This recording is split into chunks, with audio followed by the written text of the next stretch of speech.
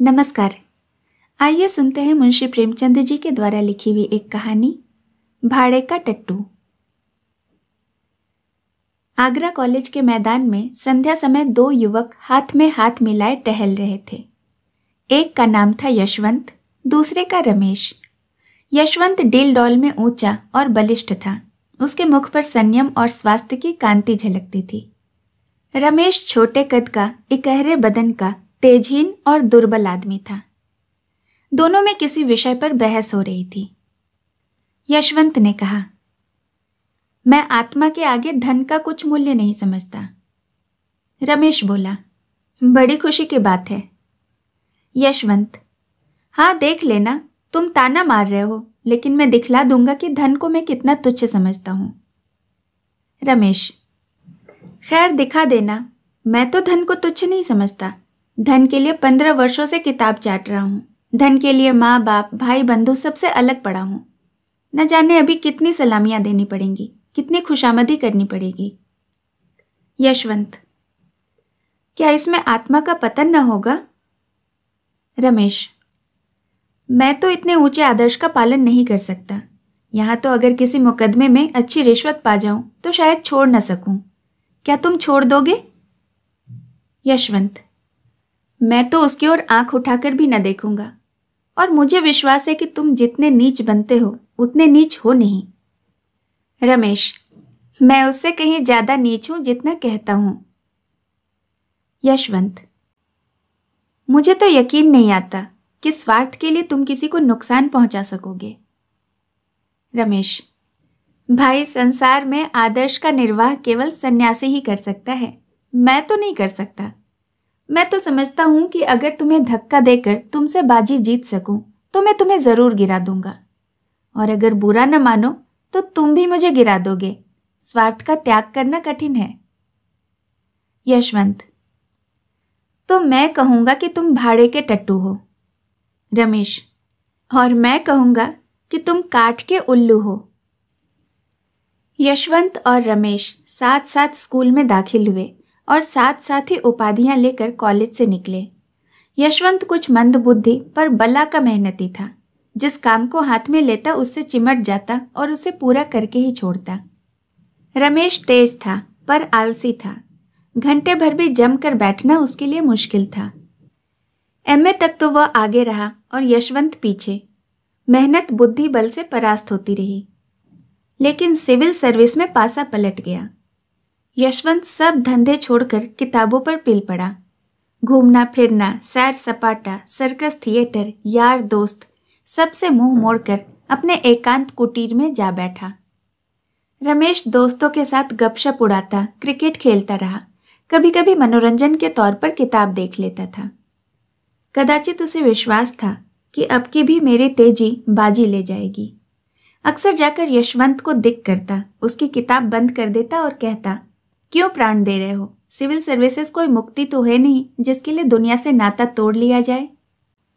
यहां तक कि यशवंत उसे आते देखता तो किवाड़े बंद कर लेता। आखिर परीक्षा का दिन आ पहुंचा। यशवंत ने सब कुछ याद किया था, पर किसी प्रश्न का उत्तर सोचने लगता तो उसे मालूम होता जैसे मैंने जितना पढ़ा है सब कुछ भूल गया। वह बहुत घबराया हुआ था। रमेश पहले से कुछ सोचने का आदी न था। सोचता जब पर्चा सामने आएगा उस वक्त देखा जाएगा। वह आत्मविश्वास से फूला फूला फिरता था। परीक्षा का फल निकला तो सुस्त कछुआ तेज खरगोश से बाजी मार ले गया था। अब रमेश की आंखें खुली, पर वह हताश न हुआ। योग्य आदमी के लिए धन और यश की कमी नहीं, यह उसका विश्वास था। उसने कानून की परीक्षा की तैयारी शुरू की और यद्यपि उसने बहुत ज्यादा मेहनत नहीं की थी, लेकिन अव्वल दर्जे में पास हुआ। यशवंत ने उसको बधाई का तार भेजा। अब वह एक जिले का अफसर हो गया था। 10 साल गुजर गए। यशवंत दिलो जान से काम करता था और उसके अफसर उस पर प्रसन्न थे। पर अफसर जितने प्रसन्न थे, मातहत उतने ही अप्रसन्न रहते थे। वह खुद जितनी मेहनत करता था, मातहतों से भी उतनी ही मेहनत लेना चाहता था। खुद जितना बेलौस था, मातहतों को उतना ही बेलौस बनाना चाहता था। ऐसे आदमी बड़े कारगुजार समझे जाते हैं। यशवंत की कारगुजारी का अफसरों पर सिक्का जमता था। 5 वर्षों ही में वह जिले का जज बना दिया गया। रमेश इतना भाग्यशाली न था। वह जिस इजलास में वकालत करने जाता वहीं असफल रहता। हाकिम को नियत समय पर आने में देर हो जाती तो खुद भी चल देता और फिर बुलाने से भी ना आता। कहता, अगर हाकिम वक्त का पाबंद नहीं है तो मैं क्या करूं? मुझे क्या गरज पड़ी है कि घंटों उसके इजलास में खड़ा उनकी राह देखा करूं? बहस इतनी निर्भीकता से करता कि खुशामद के आदि हुक्काम की निगाहों में उसकी निर्भीकता गुस्ताखी मालूम होती। सहनशीलता उसे छू नहीं गई थी। हाकिम हो या दूसरे पक्ष का वकील, जो कोई उसके मुंह लगता उसकी खबर लेता। यहाँ तक कि एक बार वह जिला जज से लड़ बैठा। फल यह हुआ कि उसकी सनद छीन ली गई, किंतु मुवक्किलों के हृदय में उसका सम्मान ज्यों का त्यों रहा। तब उसने आगरा कॉलेज में शिक्षक का पद प्राप्त किया, किंतु यहाँ भी दुर्भाग्य ने उसका साथ न छोड़ा। प्रिंसिपल से पहले ही दिन खटपट हो गई। प्रिंसिपल का सिद्धांत था कि विद्यार्थियों को राजनीति से अलग रहना चाहिए। वो अपने कॉलेज के किसी छात्र को किसी राजनीतिक जलसे में शरीक नहीं होने देते। रमेश पहले ही दिन से आज्ञा का खुल्लम खुल्ला विरोध करने लगा। उसका कथन था कि अगर किसी को राजनीतिक जलसों में शामिल होना चाहिए तो विद्यार्थियों को, यह भी उनकी शिक्षा का अंग है। अन्य देशों में छात्रों ने युगांतर स्थापित कर दिया है, तो इस देश में उनकी जबान क्यों बंद की जाती है? इसका फल यह हुआ कि साल खत्म होने के पहले ही रमेश को इस्तीफा देना पड़ा, किंतु विद्यार्थियों पर उसका दबाव तिल भर भी कम न हुआ। इस भांति कुछ तो अपने स्वभाव और कुछ परिस्थितियों ने रमेश को मार मार कर हाकिम बना दिया। पहले मुवक्किलों का पक्ष लेकर अदालत से लड़ा, फिर छात्रों का पक्ष लेकर प्रिंसिपल से रार मोल ली और अब प्रजा का पक्ष लेकर सरकार को चुनौती दी। वह स्वभाव से ही निर्भीक, आदर्शवादी, सत्यभक्त तथा आत्माभिमानी था। ऐसे प्राणी के लिए प्रजा सेवक बनने के सिवाय और उपाय ही क्या था? समाचार पत्रों में वर्तमान परिस्थिति पर उसके लेख निकलने लगे। उसकी आलोचनाएं इतनी स्पष्ट, इतनी व्यापक और इतनी मार्मिक होती थीं कि शीघ्र ही उसकी कीर्ति फैल गई। लोग मान गए कि इस क्षेत्र में एक नई शक्ति का उदय हुआ है। अधिकारी लोग उसके लेख पढ़कर तिलमिला उठते थे। उसका निशाना इतना ठीक बैठता था कि उससे बचकर निकलना असंभव था। अतिशयोक्तियां तो उसके सिर पर से सनसनाती भी निकल जाती थी। उनका वे दूर से तमाशा देख सकते थे, अभिज्ञताओं की वे उपेक्षा कर सकते थे। ये सब शस्त्र उनके पास पहुंचते ही न थे, रास्ते में ही गिर पड़ते थे। पर रमेश के निशाने सिरों पर बैठते और अधिकारियों में हलचल और हाहाकार मचा देते थे। देश की राजनीतिक स्थिति चिंताजनक हो रही थी। यशवंत अपने पुराने मित्र के लेखों को पढ़ पढ़कर कांप उठते थे। भय होता कहीं वह कानून के पंजे में ना आ जाए। बार बार उसे संयत रहने की ताकीद देते, बार बार मिन्नतें करते कि अपनी कलम को जरा और नरम करो, जानबूझकर क्यों विषधर कानून के मुंह में अंगुली डालते हो। लेकिन रमेश को नेतृत्व का नशा चढ़ा हुआ था। वह इन पत्रों का जवाब तक न देता था। 5वें साल यशवंत आगरे जिले का जज हो गया। देश की राजनीतिक दशा चिंताजनक हो रही थी। खुफिया पुलिस ने एक तूफान खड़ा कर दिया था। उसकी कपोल कल्पित कथाएं सुन सुनकर हुक्कामों की रूह फना हो रही थी। कहीं अखबारों का मुंह बंद किया जाता था, कहीं प्रजा के नेताओं का। खुफिया पुलिस ने अपना उल्लू सीधा करने के लिए कुछ हुक्कामों के कुछ इस तरह कान भरे कि उन्हें हर एक स्वतंत्र विचार रखने वाला आदमी खूनी और कातिल नजर आता था। रमेश यह अंधेर देखकर चुप बैठने वाला मनुष्य न था। ज्यों-ज्यों अधिकारियों की निरंकुशता बढ़ती थी, त्यों-त्यों उसका जोश भी बढ़ता था। रोज कहीं न कहीं व्याख्यान देता और उसके प्रायः सभी व्याख्यान विद्रोहात्मक भावों से भरे होते थे। स्पष्ट और खरी बातें कहना ही विद्रोह है। अगर किसी का राजनीतिक भाषण विद्रोहात्मक नहीं माना गया तो समझ लो उसने अपने आंतरिक भावों को गुप्त रखा है। उसके दिल में जो कुछ है उसे जबान पर लाने का साहस उसमें नहीं है। रमेश ने मनोभावों को गुप्त रखना सीखा ही न था। प्रजा का नेता बनकर जेल और फांसी से क्या डरना। जो आफत आनी हो आवे, वह सब कुछ सहने को तैयार बैठा था। अधिकारियों की आंखों में भी वही सबसे ज्यादा गड़ा हुआ था। एक दिन यशवंत ने रमेश को अपने यहाँ बुला भेजा। रमेश के जी में तो आया कि कह दे कि तुम्हें आते क्या शर्म आती है, आखिर हो तो गुलाम ही। लेकिन फिर कुछ सोचकर कहला भेजा कि शाम को आऊंगा। दूसरे दिन वह ठीक 6 बजे यशवंत के बंगले पर जा पहुंचा। उसने किसी से इसका जिक्र न किया। कुछ तो यह ख्याल था कि लोग कहेंगे मैं अफसरों की खुशामद करता हूं, और कुछ यह कि शायद इससे यशवंत को कोई हानि पहुंचे। वह यशवंत के बंगले पर पहुंचा तो चिराग जल चुके थे। यशवंत ने आकर उसे गले से लगा लिया। आधी रात तक दोनों मित्रों में खूब बातें होती रहीं। यशवंत ने इतने में नौकरी के जो अनुभव प्राप्त किए थे सब बयान किए। रमेश को यह जानकर आश्चर्य हुआ कि यशवंत के राजनीतिक विचार कितने विषयों में मेरे विचारों से भी ज्यादा स्वतंत्र हैं। उसका यह ख्याल बिल्कुल गलत निकला कि वह बिल्कुल बदल गया होगा, वफादारी के राग अलापता होगा। रमेश ने कहा, भले आदमी, जब इतने जले हुए हो तो छोड़ क्यों नहीं देते नौकरी, और कुछ न सही अपनी आत्मा की रक्षा तो कर सकोगे। यशवंत, मेरी चिंता पीछे करना, इस समय अपनी चिंता करो। मैंने तुम्हें सावधान करने को बुलाया है। इस वक्त सरकार की नज़र में तुम बेतरह खटक रहे हो। मुझे भय है कि तुम कहीं पकड़े न जाओ। रमेश, इसके लिए तो तैयार ही बैठा हूं। यशवंत, आखिर आग में कूदने से लाभ ही क्या। रमेश, हानि लाभ देखना मेरा काम नहीं, मेरा काम तो अपने कर्तव्य का पालन करना है। यशवंत, हठी तो तुम सदा के हो, मगर मौका नाजुक है, संभले रहना अच्छा है। अगर मैं देखता कि जनता में वास्तविक जागृति है तो तुमसे पहले मैं मैदान में आता, पर जब मैं देखता हूं कि अपने मरे ही स्वर्ग देखना है तो आगे कदम रखने की हिम्मत नहीं पड़ती। दोनों दोस्तों ने देर तक बातचीत की। कॉलेज के दिन याद आए। सहपाठियों के लिए कॉलेज की पुरानी स्मृतियां मनोरंजन और हास्य का अविरल स्रोत हुआ करती हैं। अध्यापकों पर आलोचनाएं हुई, कौन कौन साथी क्या क्या कर रहा है इसकी चर्चा हुई। बिल्कुल यह मालूम होता था कि अब भी दोनों कॉलेज के छात्र हैं, गंभीरता नाम को भी न थी। रात ज्यादा हो गई। भोजन करते करते 1 बज गया। यशवंत ने कहा, अब कहाँ जाओगे, यहीं सो रहो, और बातें होंगी, तुम तो कभी आते भी नहीं। रमेश तो रमते जोगी थे ही, खाना खाकर बातें करते करते सो गए। नींद खुली तो 9 बज गए थे। यशवंत सामने खड़े मुस्कुरा रहे थे। इसी रात को आगरे में भयंकर डाका पड़ गया। रमेश 10 बजे घर पहुंचे तो देखा कि पुलिस ने उनका मकान घेर रखा है। इन्हें देखते ही अफसर ने वारंट दिखाया। तुरंत घर की तलाशी होने लगी। मालूम नहीं क्यों कर रमेश के मेज की दराज में एक पिस्तौल निकल आया। फिर क्या था, हाथों में हथकड़ी पड़ गई। अब किसे उनके डाके में शरीक होने से इनकार हो सकता था। और भी कितने ही आदमियों पर आफत आई। सभी प्रमुख नेता चुन लिए गए। मुकदमा चलने लगा। औरों की बात को ईश्वर जाने, पर रमेश निरपराध था। इसका उसके पास ऐसा प्रबल प्रमाण था जिसकी सत्यता से किसी को इनकार नहीं हो सकता था।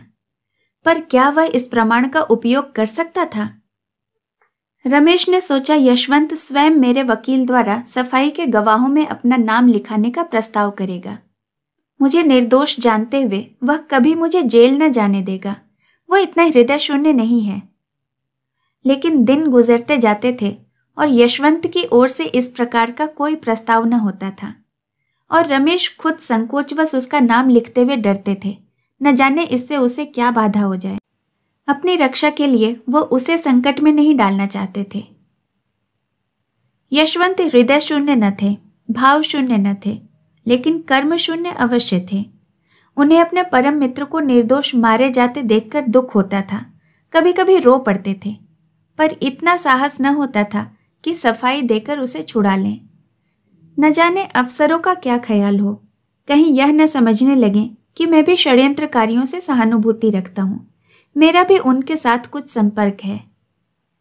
यह मेरे हिंदुस्तानी होने का दंड है। जानबूझकर जहर निकलना पड़ रहा है। पुलिस ने अफसरों पर इतना आतंक जमा दिया कि चाहे मेरी शहादत से रमेश छूट भी जाए, खुल्लम खुल्ला मुझ पर अविश्वास न किया जाए, पर दिलों से संदेह क्यों कर दूर होगा कि मैंने केवल एक स्वदेशी बंधु को छुड़ाने के लिए झूठी गवाही दी। और बंधु भी कौन, जिस पर राज विद्रोह का अभियोग है। इसी सोच विचार में 1 महीना गुजर गया। उधर मजिस्ट्रेट ने यह मुकदमा यशवंत के ही इजलास में भेज दिया। डाके में कई खून हो गए थे और मजिस्ट्रेट को उतनी ही कड़ी सजाएं देने का अधिकार न था जितनी उसके विचार में दी जानी चाहिए थी। यशवंत अब बड़े संकट में पड़ा। उसने छुट्टी लेनी चाहिए पर मंजूर न हुई। सिविल सर्जन अंग्रेज था, इस वजह से उसकी सनद लेने की हिम्मत न पड़ी। बला सिर पर आ पड़ी थी और उससे बचने का उपाय न सूझता था। भाग्य की कुटिल क्रीड़ा देखिए। साथ खेले और साथ पढ़े हुए 2 मित्र एक दूसरे के सम्मुख खड़े थे। केवल एक कटघरे का अंतर था। एक की जान दूसरे की मुट्ठी में थी। दोनों की आंखें कभी चार न होती, दोनों सिर नीचा किए रहते। यद्यपि यशवंत न्याय के पद पर था और रमेश मुलजिम, लेकिन यथार्थ में दशा इसके प्रतिकूल थी। यशवंत की आत्मा लज्जा, ग्लानि और मानसिक पीड़ा से तड़पती थी और रमेश का मुख निर्दोषता के प्रकाश से चमकता रहता था। दोनों मित्रों में कितना अंतर है। एक उदार था, दूसरा कितना स्वार्थी। रमेश चाहता तो भरी अदालत में उस रात की बात कह देता, लेकिन यशवंत जानता था रमेश फांसी से बचने के लिए भी उस प्रमाण का आश्रय न लेगा जिसे मैं गुप्त रखना चाहता हूं। जब तक मुकदमे की पेशियां होती रहीं, तब तक यशवंत को असहाय मर्म वेदना होती रही। उसकी आत्मा और स्वार्थ में नित्य संग्राम होता रहता था। पर फैसले के दिन तो उसकी वही दशा हो रही थी जो किसी खून के अपराधी की हो। इजलास पर जाने की हिम्मत न पड़ती थी। वह 3 बजे कचहरी पहुंचा।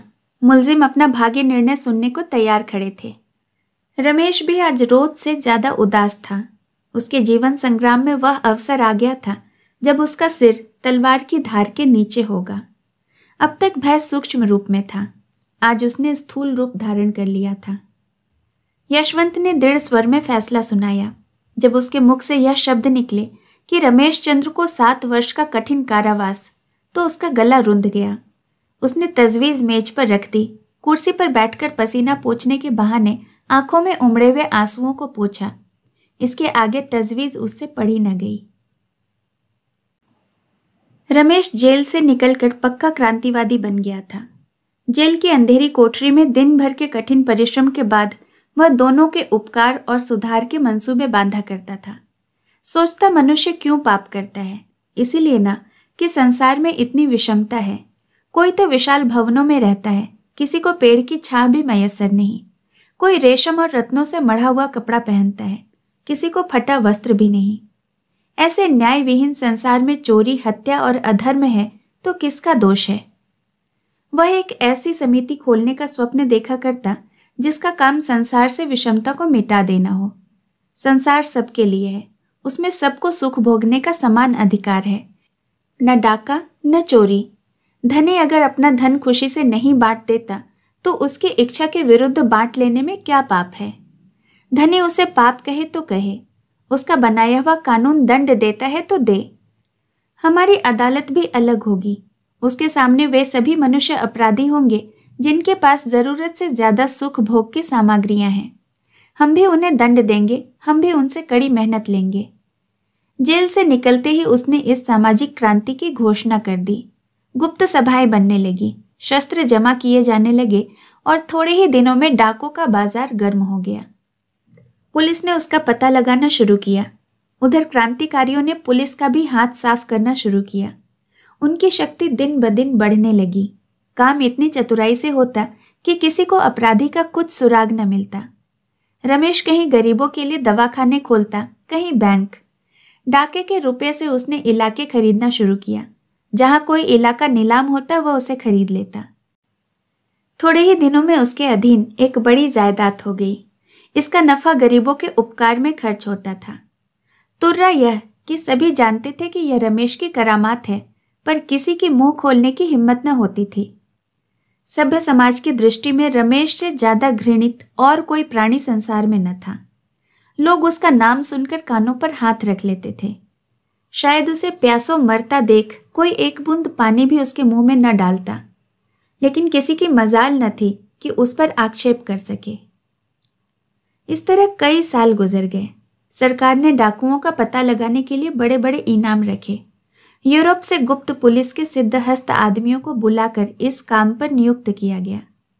लेकिन गजब के डकैत थे, उनकी हिकमत के आगे किसी की कुछ न चलती थी। पर रमेश अपने खुद के सिद्धांतों का पालन न कर सका। ज्यों-ज्यों दिन गुजरते थे उसे अनुभव होता कि मेरे अनुयायियों में असंतोष बढ़ता जाता है। उनमें जो भी ज्यादा चतुर और साहसी थे वे दूसरों पर रौब जमाते और लूट के माल में बराबर हिस्सा न देते। यहाँ तक कि रमेश से कुछ लोग जलने लगे। वह राजसी ठाठ से रहता, लेकिन लोग कहते उसे हमारी कमाइयों को यूं उड़ाने का क्या अधिकार है। नतीजा यह हुआ कि आपस में फूट पड़ गई। रात का वक्त था, काली घटा छाई हुई थी। एक युवक ने कहा, आप बार बार मुझी को क्यों चुनते हैं? हिस्सा लेने वाले तो सभी हैं, मैं ही क्यों बार बार अपनी जान जोखिम में डालूं? रमेश ने दृढ़ता से कहा, इसका निश्चय करना मेरा काम है कि कौन कहां भेजा जाएगा। तुम्हारा काम केवल मेरी आज्ञा का पालन करना है। युवक, अगर मुझसे ज्यादा काम लिया जाता है तो हिस्सा क्यों नहीं ज्यादा दिया जाता? रमेश ने उसकी त्योरियां देखी और चुपके से पिस्तौल हाथ में लेकर बोले, इसका फैसला वहां से लौटने के बाद होगा। युवक, मैं जाने के पहले इसका फैसला करना चाहता हूं। रमेश ने इसका जवाब न दिया। वह पिस्तौल से उसका काम तमाम कर ही देना चाहते थे कि युवक खिड़की के नीचे कूद पड़ा और भागा। कूदने फांदने में उसका जोर न था। चलती रेलगाड़ी से फांद पड़ना उसके बाएं हाथों का खेल था। वह वहां से सीधा गुप्त पुलिस प्रधान के पास पहुंचा। यशवंत ने भी पेंशन लेकर वकालत शुरू कर दी थी। न्याय विभाग के सभी लोगों से उसकी मित्रता थी। उनकी वकालत बहुत जल्द चमक उठी। यशवंत के पास लाखों रुपए थे। उन्हें पेंशन भी बहुत मिलती थी। वह चाहते तो घर बैठे आनंद से अपनी उम्र के बाकी दिन काट देते। देश और जाति की सेवा करना भी उनके लिए मुश्किल न था। ऐसे ही पुरुषों से निस्वार्थ सेवा की आशा की जा सकती है। पर यशवंत ने अपनी सारी उम्र रुपये कमाने में गुजारी थी और अब वह ऐसा कोई काम न कर सकते थे जिसका फल रुपयों की सूरत में न मिले। यूं तो सारा सभ्य समाज रमेश से घृणा करता था, लेकिन यशवंत सबसे बढ़ा हुआ था। कहता, अगर कभी रमेश पर मुकदमा चलेगा तो मैं बिना फीस लिए सरकार की तरफ से पैरवी करूंगा। खुल्लम खुल्ला रमेश पर छींटे उड़ाया करता। यह आदमी नहीं, शैतान है, राक्षस है। ऐसे आदमी का तो मुंह नहीं देखना चाहिए। उफ, इसके हाथों कितने भले घरों का सर्वनाश हो गया। कितने भले आदमी के प्राण निकल गए। कितनी स्त्रियां विधवा हो गईं। कितने बालक अनाथ हो गए। आदमी नहीं, पिशाच है। मेरा बस चले तो इसे गोली मार दूं, जीता चुनवा दूं। सारे शहर में शोर मचा हुआ था। रमेश बाबू पकड़े गए। बात सच्ची थी। रमेश चुपचाप पकड़ा गया था। उसी युवक ने, जो रमेश के सामने कूदकर भागा था, पुलिस के प्रधान से सारा कच्चा चिट्ठा बयान कर दिया। अपहरण और हत्या का कैसा रोमांचकारी, कैसा पैशाचिक, कैसा पापपूर्ण वृतांत था। भद्र समुदाय बेगुले बजाता था। सेठों के घरों में घी के चिराग जलते थे। उनके सिर पर एक नंगी तलवार लटकती रहती थी। आज वह हट गई थी। अब वे मीठी नींद सो सकते थे। अखबारों में रमेश के हथकंडे छपने लगे। जो बातें अब तक भय के मारे किसी की जबान पर न आती थी, अब अखबारों में निकलने लगी। उन्हें पढ़कर पता चलता कि रमेश ने कितना अंधेर मचा रखा था। कितने ही राजे और रईस उसे माहवार टैक्स दिया करते थे। उसका पुर्जा पहुंचता, फला तारीख को इतने रुपए भेज दो।